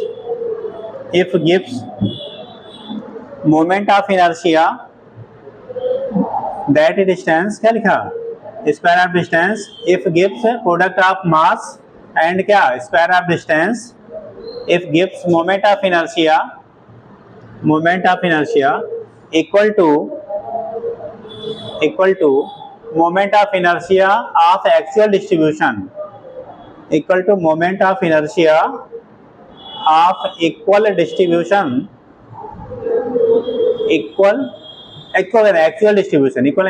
distribution moment of inertia of actual distribution, then that distance is called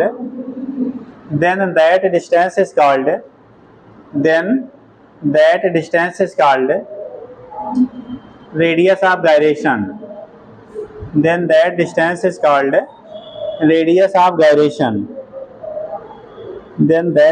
is called radius of gyration.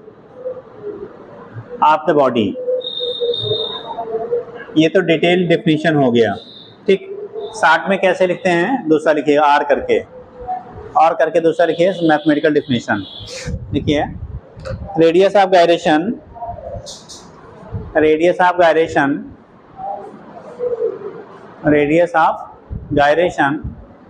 Of any body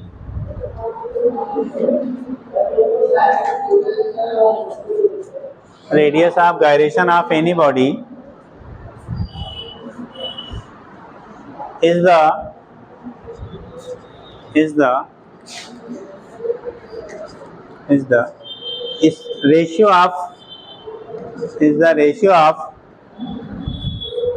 ratio of square root of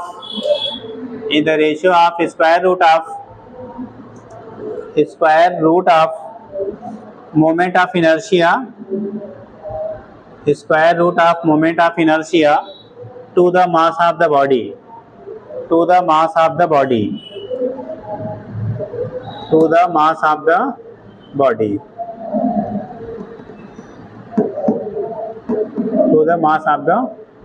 ठीक। अब ऐसे बेटा छोटा सा figure बना लो, ऐसे दिखा दो, ठीक, डायग्राम बना के, और यहाँ तक नोट कर ली। यूनिट जो होगा बेटा, अगर रेडियस ऑफ गायरेशन कहते हैं तो ये भी तो दूरी है ना, यूनिट क्या आएगा, मीटर ही रहे, कुछ और नहीं है, वो भी एक डिस्टेंस है, खाली नाम हम लोगों ने उसको बदल लिया, क्या, रेडियस ऑफ गायरेशन के टर्म में साइन हो गया बेटा।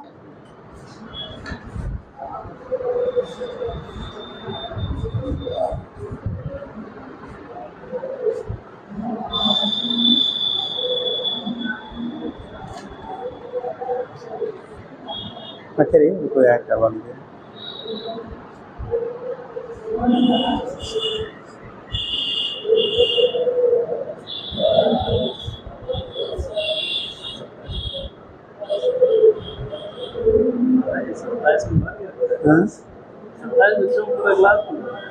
अब एक क्लास में दो लोग बैठे हैं, पास के सीट पे तो भर ही जाएगा।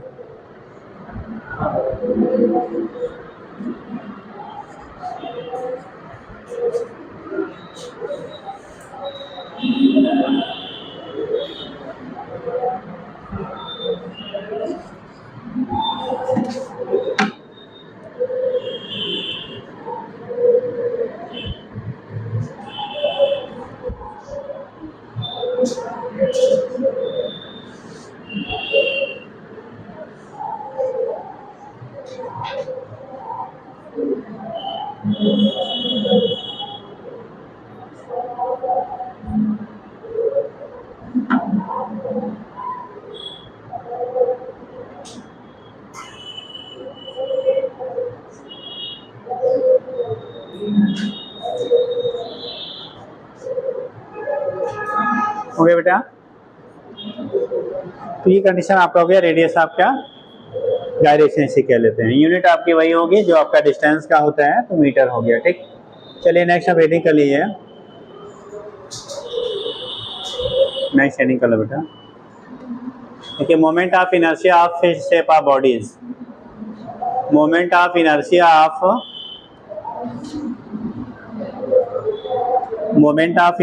Of fixed shape of bodies. Moment of inertia of fixed shape of bodies.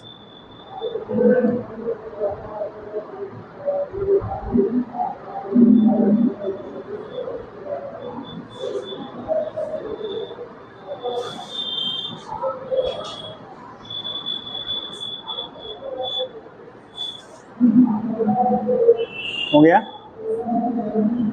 देखो, पहले लिखिएगा फार थिन रॉड।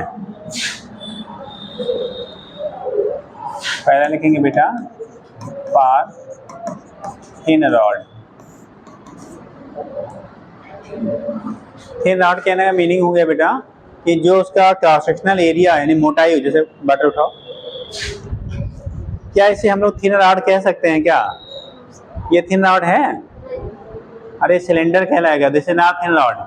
थिन रॉड का मतलब हो गया बेटा कि उसका जो एरिया ऑफ क्रॉस सेक्शन है दिस, ये इसकी लेंथ के रिस्पेक्ट में नेग्लेजिबल हो। लेंथ के रिस्पेक्ट में कैसा हो? नेग्लेजिबल है, तब हम लोग थिन रॉड बोल सकते हैं। ठीक है, जैसे आपका पेन की रिफिल होती है ना, आप रिफिल निकाल लीजिए तो वो आप एज्यूम कर सकते हैं क्या है, वो थिन रॉड आप कंसीडर कर सकते हैं। ठीक, देखो जैसे ये रिफिल है ना, अब इसकी लेंथ के रिस्पेक्ट में बेटा इसके क्या है, जो एरिया क्रॉस सेक्शन है यानी थिकनेस वो बहुत कम है, तो इसे हम लोग एज ए ट्रीट करेंगे थिन रॉड। बट इस मार्कर को भी हम लोग सिलेंडर बोलेंगे, आप थिन रॉड नहीं बोलेंगे, इसे क्या बोलेंगे? सिलेंडर बोलेंगे। कोई और थिक आपका है जैसे बॉटल था, वो भी आपका क्या होगा? सिलेंडर कहलाएगा। ठीक, तो थिन रॉड हम लोग कंसिडर करेंगे जब उसकी लेंथ के रिस्पेक्ट में क्रॉस सेक्शनल एरिया मतलब जो मोटाई है फ्रंट की वो बहुत कम हो। ठीक, तो यहाँ पे जो लेंगे हम लोग बेटा थिन रॉड, ये सपोज दैट इसकी लेंथ आपकी एल है, रॉड का लेंथ आपने एल लिया और मास की वैल्यू बेटा एम है। Mass of the rod will be M and length will be L. यहाँ पे हम लोग दो डिफरेंट एक्सिस लेते हैं बेटा। एक एक्सिस लिया जाएगा axis passing through the centre of mass and perpendicular to the its length. मान लो ये सेंटर ऑफ मास, अगर यूनिफॉर्म, आपको सेंटर ऑफ मास पहले कर समझा दिया था, अगर आपका बेटा हर जगह थिकनेस सेम सेम है मतलब मोटाई बराबर है, तो जो सेंटर ऑफ मास होता है उसके ज्योमेट्रिकल सेंटर पे पाया जाएगा। कहाँ पे? ज्योमेट्रिकल सेंटर पे पाया जाएगा, क्योंकि थिकनेस हर जगह सेम है और सेम मटेरियल का बना हुआ है, तो इसका जो सेंटर ऑफ मास होगा इसे हम लोग ज्योमेट्रिकल सेंटर कह लेते हैं। ये सेंटर ऑफ मास की पोजीशन होगी। अब यहाँ से अगर एक्सिस हम लोग ले रहे हैं, इससे पास होने वाली अगर आप एक्सिस ले रहे हो, इसके थ्रू हम मोमेंट ऑफ इनर्शिया हमें निकालना है, इसके थ्रू मोमेंट ऑफ इनर्शिया निकालना है। तो हम लोग बेटा यहाँ पे डायरेक्टली पढ़ेंगे। ठीक, क्योंकि निकालने का ना आपको नीड है और ना ही आपको क्या है, ठीक है, उतना टाइम आपके पास रहता है। तो हम लोग लिखेंगे बेटा जो मोमेंट ऑफ इनर्शिया होगा, पहला पॉइंट होगा axis passing through, axis passing through centre of mass and ये परपेंडिकुलर का सिंबल है बेटा, perpendicular to its length. Centre of mass से पास हो और उसके लेंथ के लंबवत हो। परपेंडिकुलर का मतलब बेटा लेंथ जो लंबाई है उसके कैसे हो? लंबवत, यानी 90 का एंगल बनाए। ठीक, तो परपेंडिकुलर टू इट्स लेंथ, यहाँ से अगर एक्सिस पास हो, जिससे एक तो सेंटर ऑफ मास ऐसे भी पास कर सकते हैं ना अलोंग द लेंथ, लेकिन हम लोग यहाँ फाइंड आउट करेंगे परपेंडिकुलर टू द लेंथ। ठीक, तो परपेंडिकुलर टू द लेंथ लेंगे बेटा, तो आई की जो वैल्यू होता है, किसी को याद है? Moment of inertia of thin rod axis passing through centre of मास, कोई लोग जी? एम एल स्क्वायर बाई 12 होता है बेटा। अगर आपको कोई थिन रॉड है, मास एम है, लेंथ आपका एल है, उसके सेंटर से एक्सिस पास आउट हो रही है, तो उसके लिए मोमेंट ऑफ इनर्शिया की जो वैल्यू होती है वो एम एल स्क्वायर बाई 12 के बराबर होगा। कितना होगा? M L square by 12। तो मोमेंट ऑफ इनर्शिया आपका हो जाएगा बेटा यहाँ पे एम एल स्क्वायर बाई 12। इसी को ICM कहते हैं बेटा। हम लोग क्या बोलेंगे? ICM। एक चीज आप इसी के साथ में और पढ़ लीजिए, अभी दो थ्योरम हम लोग पढ़ते हैं बेटा। ठीक, अभी यही हम समझा दे रहे हैं।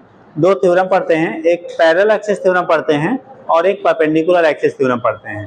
पैरेलल एक्सिस थ्योरम के अकॉर्डिंग क्या होता है कि अगर दो डिफरेंट एक्सिस हैं, एक एक्सिस के थ्रू मोमेंट ऑफ इनर्शिया आपको पता हो, दूसरे के थ्रू हमें मोमेंट ऑफ इनर्शिया बेटा निकालना हो। जैसे मान लो एक एक्सिस ये है, दूसरी एक्सिस ये है, इस वाले के थ्रू मोमेंट ऑफ इनर्शिया हमें मालूम है, इसके थ्रू निकालना है।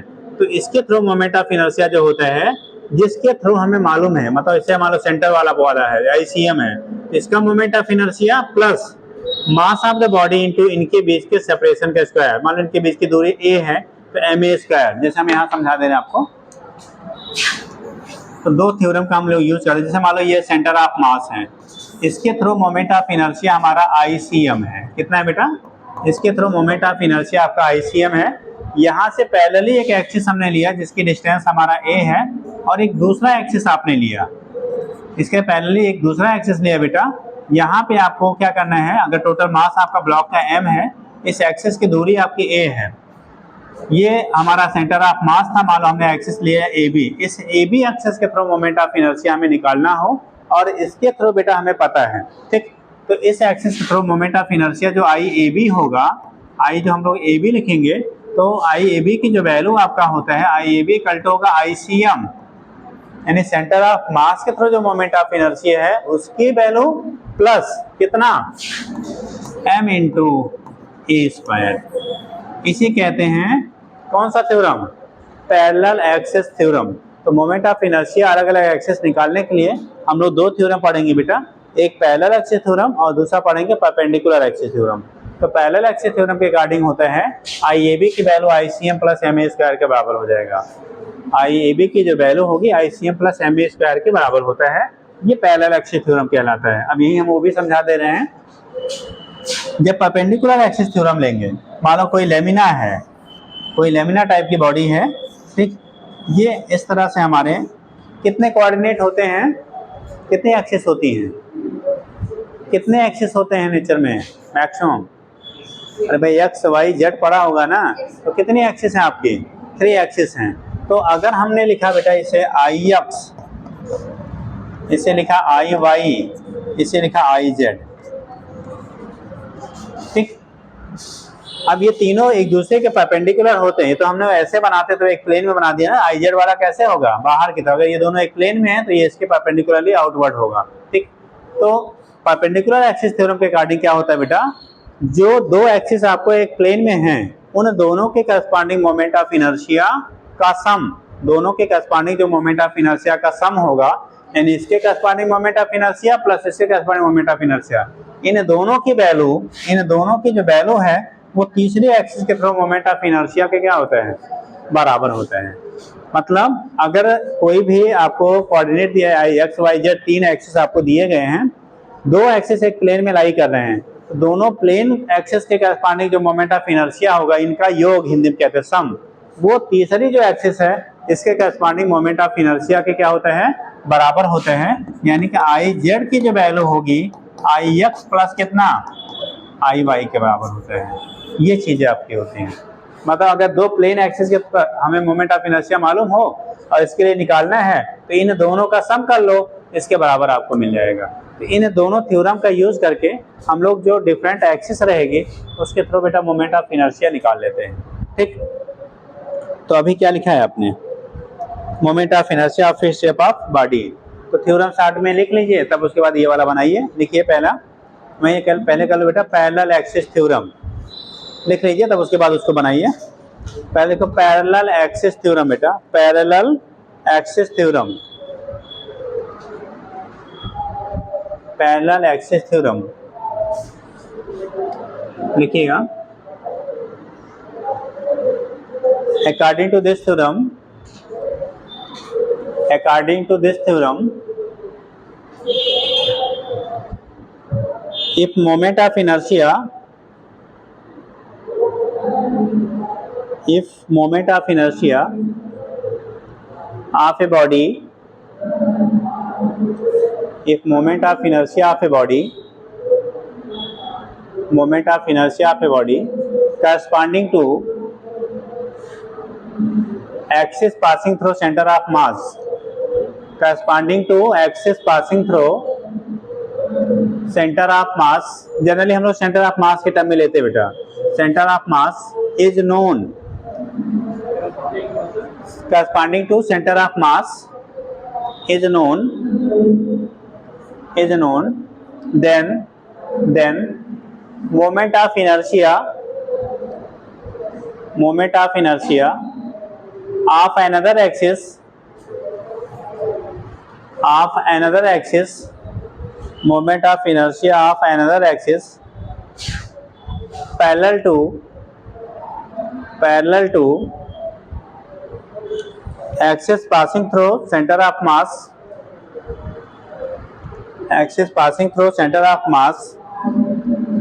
parallel to axis passing through center of mass will be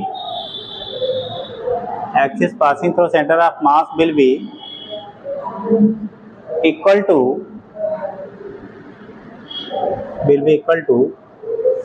sum of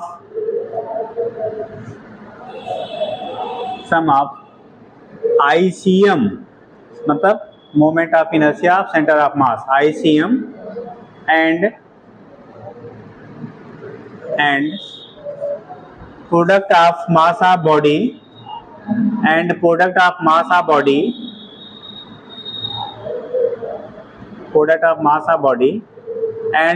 of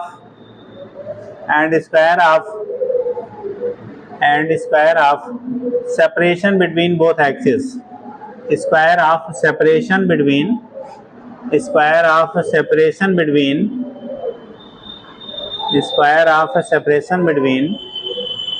both axes,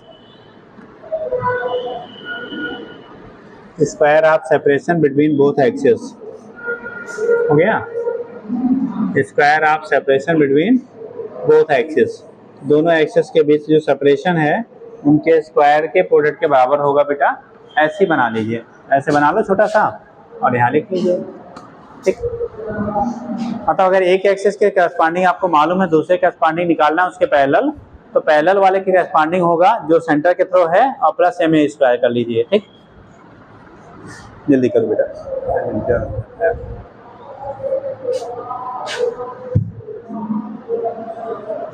बैठ जाएगा, कंटिन्यू खड़े सुबह से, अच्छा जल्दी करो बेटा।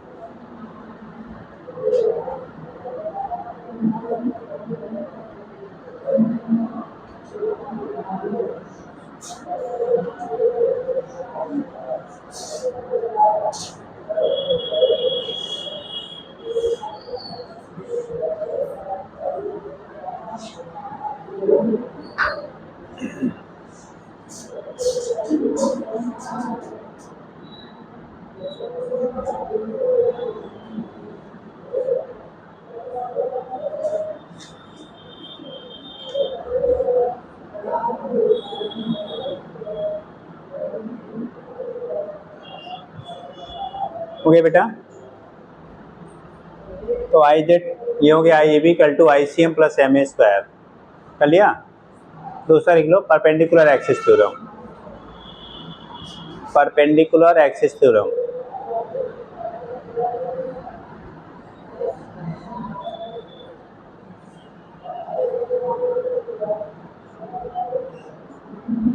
Perpendicular axis theorem,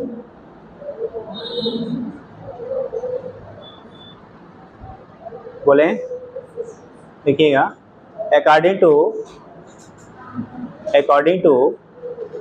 this theorem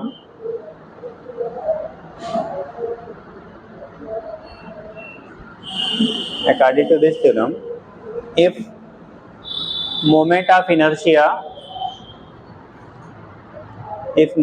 inertia according to this theorem, if moment of inertia along two perpendicular axis, along two moment of inertia along two perpendicular axis, along two perpendicular axis lie in the same plane, lie in the same plane is known,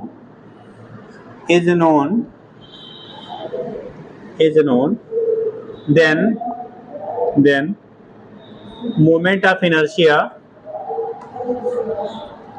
moment of inertia along moment of inertia along moment of inertia along next perpendicular axis next perpendicular axis next perpendicular axis lie perpendicular to the plane next perpendicular axis lie perpendicular to the plane lie perpendicular to the plane will be equal to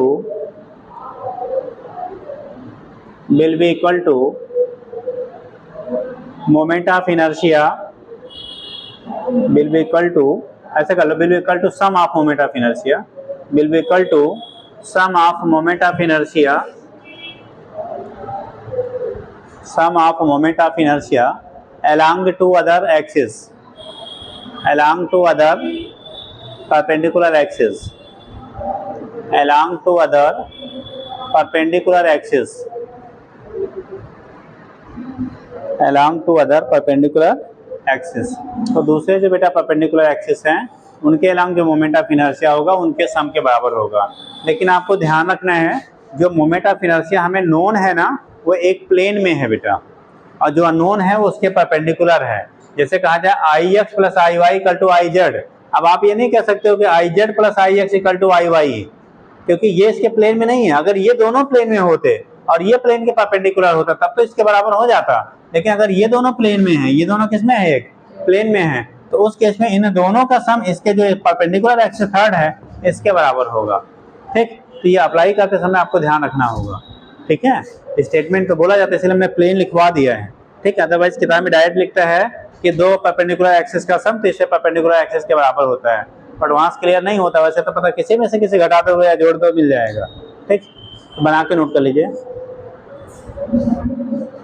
ये दोनों जो हमारे यहाँ पे हैं plane में है, sorry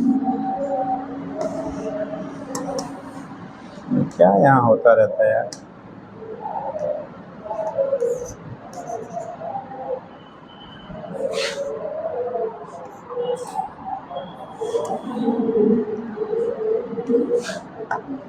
ये जो पोर्शन है बेटा ये एक प्लेन में है, ये किसमें है ये एक प्लेन में है, एक्स वाई वाला प्लेन में है, जेड उसके परपेंडिकुलर है। ठीक, लेकिन एक्स वाई भी आपस में कैसे हैं परपेंडिकुलर हैं। ठीक, नोट कर लीजिए।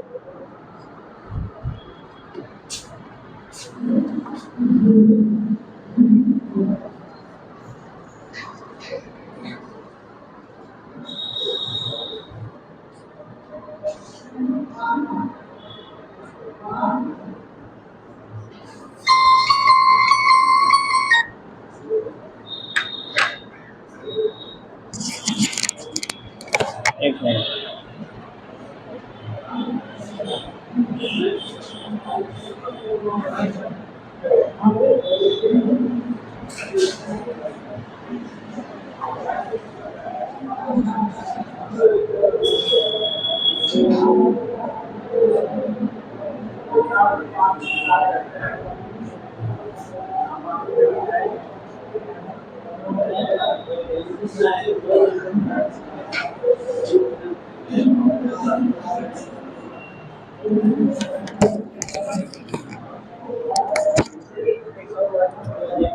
आई X plus I Y equal to I Z.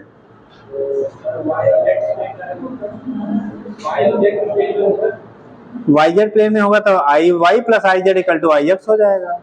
दो प्लेन वाले का सम तीसरे परपेंडिकुलर वाले के बराबर होगा। हो गया बेटा, नोट कर लिया। अब लिखना फार-थिन रॉड बनाइए, पहला एक्सिस लिखिए। देखिए फार-थिन रॉड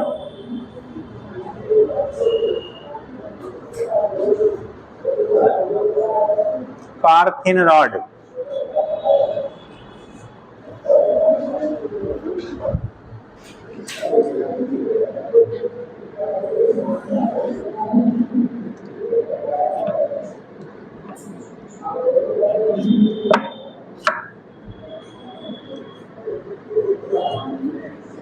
फार-थिन रॉड डायग्राम बनाइए, पहला एक्सिस लिखिए। अरे ये रॉड है, डायग्राम बनाओ, ये पहला एक्सिस लिखो यहाँ तक।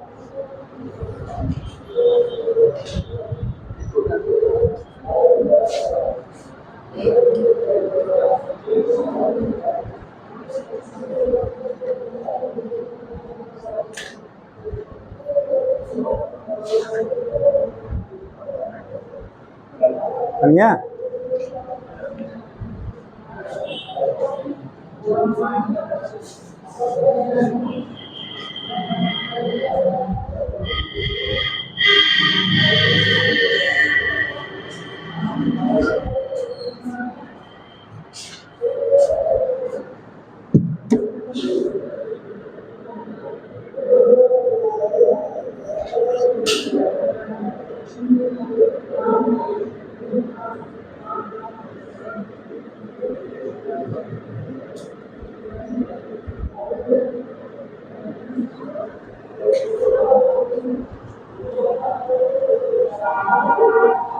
सेकेंड एक्सिस होगा बेटा, देखो axis passing through one end end perpendicular to its length, इस किनारे से हो।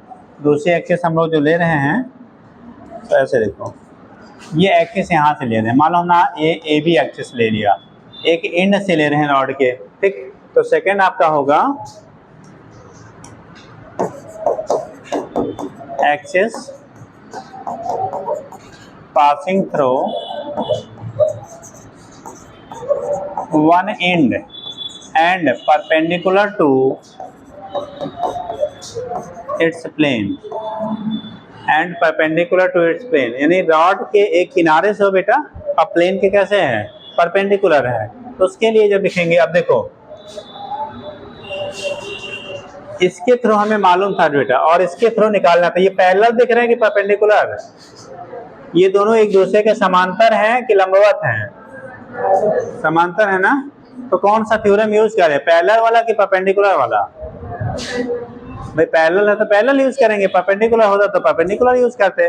तो इसके थ्रू मोमेंट ऑफ इनर्शिया निकालने के लिए, इसके थ्रू मोमेंट ऑफ इनर्शिया इसके थ्रू अगर हमें निकालना है, तो उस कंडीशन में मोमेंट ऑफ इनर्शिया निकालने के लिए हम लोग पैरेलल या एक्सिस थ्योरम का क्या करेंगे, यूज करेंगे। तो आई ए बी की वैल्यू होगा बेटा ICM, क्या लिखा था, ICM plus MA square plus M into A. अब जरा देखना, पूरी दूरी L है, तो यहाँ सेंटर से इसके बीच का डिस्टेंस कितना हो जाएगा, L/2। पूरा डिस्टेंस L है, तो सेंटर से जो डिस्टेंस होगा कितना हो जाएगा, L/2 हो जाएगा। तो हमारा वैल्यू मिलेगा बेटा M L/2 का होल स्क्वायर, L/2 का क्या हो गया आपका, होल स्क्वायर। L/2 का स्क्वायर करेंगे, ICM की वैल्यू पहले लिख चुके हैं, कितना है हमारा ML स्क्वायर बाई 12, और इसका स्क्वायर करोगे तो हो जाएगा ML स्क्वायर बाई कितना, 2 2 जा 4 होगा ना। अब देखो इसका LCM ले लो, तो LCM लेंगे तो कितना आएगा बेटा, भाई 4 और 12 का LCM 12 होता है, ठीक। तो ये 4, यानी इसके बाद तो एक ही बार गया था ML स्क्वायर, और यहाँ से 4 3 जा 12 है, तो 3 बार गया तो 3 ML स्क्वायर, टोटल जोड़ा तो 4 ML स्क्वायर बाई 12। तो I की वैल्यू हो जाएगी, IAB की वैल्यू हो जाएगी यहाँ पे, इसको कैंसिल कर दो, 4 3 जा 12, तो आ गया बेटा ML स्क्वायर बाई कितना 3। IAB की जो वैल्यू हमें मिल गई ML स्क्वायर बाई कितना आ गया, 3 के बराबर। यानी कि अगर एक्सिस एक एंड से पास आउट हो रहा है, कहाँ से, वन एंड से पास आउट हो रहा है, तो मोमेंट ऑफ इनर्शिया की वैल्यू जो होगी ML स्क्वायर बाई क्या हो जाएगा, 3 के बराबर होगा। और सेंटर से पास हो रहा था तो ML स्क्वायर बाई कितना हो गया, 12 के बराबर हो गया। नोट कर ले जल्दी से,